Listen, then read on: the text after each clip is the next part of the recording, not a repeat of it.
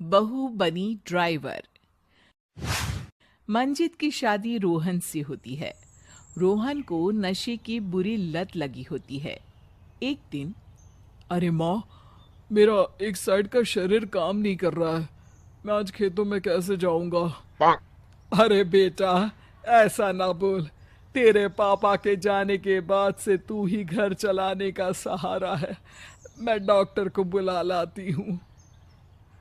देखिए बहन जी, रोहन के शरीर के एक साइड में लकवा है। अब वो कभी ट्रैक्टर नहीं चला पाएगा। घर में मनहूसियत का माहौल हो जाता है। लीजिए माँ जी, रोटी खा लीजिए। अरे बेटा, मुझे तो भविष्य की चिंता हो रही है।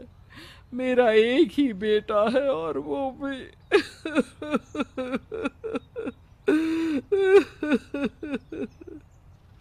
माँ जी, आप चिंता न करें। जब तक ये बीमार है मैं खेत जाकर काम कर लिया करूंगी। वैसे भी नशे के कारण इनका शरीर काफी कमजोर हो गया है। अगले दिन मंजीत खेत में जाकर काम कर शाम को घर लौटती है। ये ले बेटा, पानी पी ले। कैसा रहा काम का पहला दिन? माँ जी, काम तो ठीक है, लेकिन मैं अगर ट्रैक्टर चलाना सीख लूँ ना तो काम और भी आसान हो जाएगा। अरे बेटा, दुनिया क्या कहेगी कि औरत होकर ट्रैक्टर चला रही है।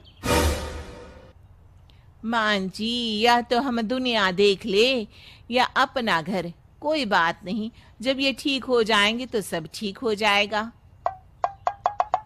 अरे बहू, जरा बाहर तो आना। जी माँ जी। बहू, तेरे मामा जी आए हैं। तूने बुलाया था ना? हाँ माँ जी, वो मामा जी ना आज से मुझे ट्रैक्टर चलाना सीखा। मंजित मामा से ट्रैक्टर चलाना सीखती है।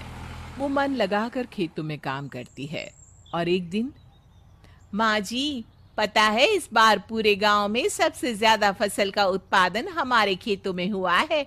इस साल तो खूब पैसे आएंगे। हाँ। सास खुश नहीं होती है। वो चुपचाप वहां से जाने लगती है। तभी मंजित उसे रोक लेती है।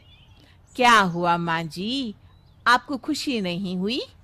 बेटा, आज डॉक्टर साहब बोल रहे थे कि रोहन के ठीक होने के लिए 5 लाख रुपए की जरूरत है। समझ नहीं आ रहा क्या करूं। मंजित शांत हो जाती है। अगले दिन सास मंजित के पास आती है। बेटा, ये मेरे गहने हैं। इसे अपने गहनों के साथ जोड़कर सुनार को दिया। जितने पैसे हो ले आ। डॉक्टर को आज ही देने हैं। मंजित अपने गहने और सास के गहनों को लेकर दुकान में बेचकर पैसे लेकर घर आ जाती है। माँ जी, सिर्फ 3 लाख रुपए का ही इंतजाम हो पाया है। बाकी के पैसे कैसे आएंगे? बेटा, अब तो एक ही चारा है। हमें जमीन भी बेचनी पड़ेगी। माँ, खेत बेच देंगे तो खाएंगे क्या? अरे बेटा, कोई दूसरा चारा भी तो नहीं है। रोहन ठीक हो जाए तो वो मेहनत करके इससे भी बड़ी जमीन ले लेगा।